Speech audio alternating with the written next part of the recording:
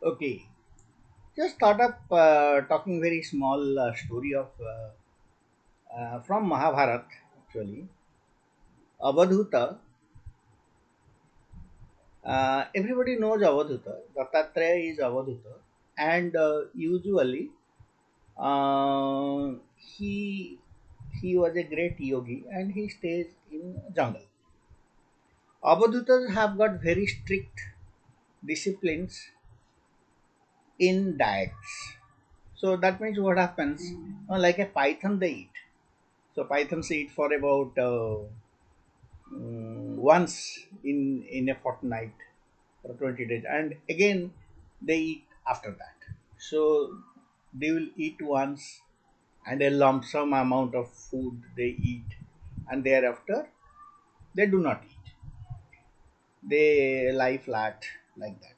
Abadhutas, they do not lie flat though, but they have a habit of eating once and then they do not eat for days together. Sometimes it is months together. They have a habit and they know how to control their food. If somebody will tell how to control the food, and there are certain signs behind it how to control the food. If you read that Yoganand Paraman's autobiography of a yogi, then there is a story, the non-eating saint.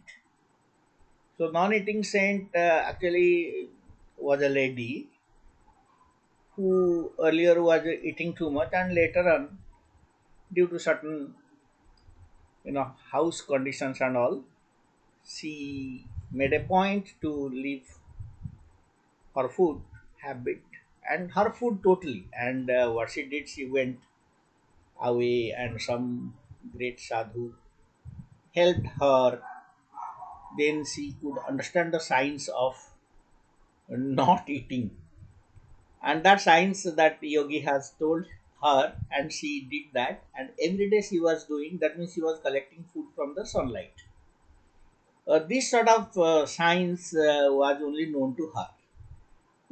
That means there are many such yogis who understand the science of not eating.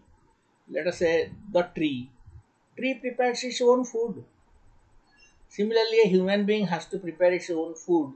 If then they have to understand the science and they have to really make it or do it or prepare their food in their own body. And Avadhuta is a very interesting story that Avadhuta has got 24 gurus. Usually, Avadhuta being such a very erudite and wise person because he is known to be the Manasaputra of Brahmaji. That means Brahmaji has got many Manasaputras. Out of that, the most erudite sons are like one of the erudite sons are Avadhuta, Dattatreya. And this Dattatreya was, when he was rambling inside the forest one day, he saw that a fox was sitting on a underneath a palm tree, and in the palm there are many ripe palms. In that on that tree there are many ripe palms, and the fox just thought something, and the palm tree bent down. Then the fox just went there and plucked one ripe palm and ate. So Dattatreya saw that. He was really surprised. How come the fox could be able to direct the palm to bend down and come directly near the ground, and this person can pluck the ripe fruit from the tree? How it is possible? What is the science? is, you know, is it not seeming very interesting? Then what is the science behind it? There is nothing called a miracle. Everything is a science, as told by Mahavatara Babaji. There is nothing. Everything is a science. No miracle is there. So if that is the truth, then in that case, this Abadhuta Baba Then what he did, every day he was sitting near the hole where the fox was residing, right from the morning till the evening. Then the fox saw Dattatreya was sitting in his hole, near his hole. So he was really astonished. He thought what to do. Dattatreya type great yogi, if he will come and request me for something, then whether I have the capability or not, the fox was really not understanding. Then the fox came to Dattatreya ji and asked him as to why are you every day coming and sitting beside my residential hole, because a hole is usually a residence of a fox. So why are you sitting here? I am with my family here and all. Every day, morning till evening, I am seeing you here. What is the reason? Then Dattatreya fell flat before the fox and told him, "You are my guru. Kindly let me know the signs how the palm tree bent down the ground so that it enabled you pluck the ripe fruit." Then the fox was really surprised and he told the signs how this happened. Then Dattatreya was very happy and he made the fox his guru. From here, you can understand very, very knowledgeable persons like Dattatreya, they can also make gurus, which we can't conceive of, we can't think of. I can tell you another guru out of his 24 gurus. I can tell you another guru now. See, one day Dattatreya was, going,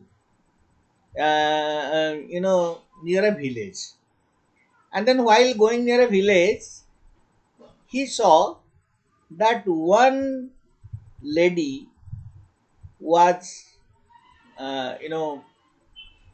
getting rice from paddy. So getting rice from paddy means there is a hole on the ground, then there is a big rod, and then you have to apply pressure through your hands and then ram on that on paddy. So a continuous ramming is needed, and finally you get rice from paddy. This is an exercise. Earlier people were doing like this. Nowadays rice mill is there, but earlier days rice mill was not there. So this was the method by which they were getting paddy from rice. But what was the interesting thing here? Dattatreya could see that the lady was having bangles in her hands.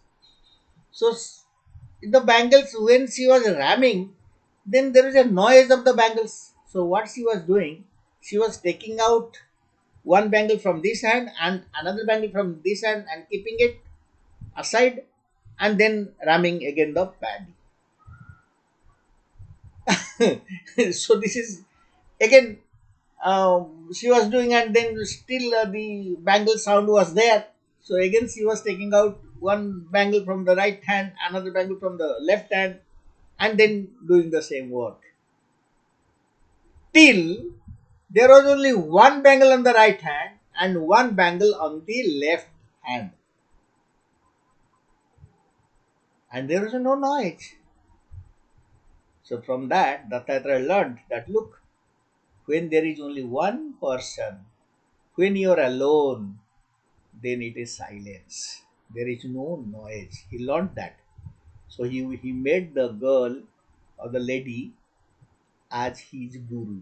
So out of the 24 gurus, see how what are the different gurus uh, that Avadhuta yogi, Dattatreya, who we salute day and night, was making. So why I wanted to tell these things to you today.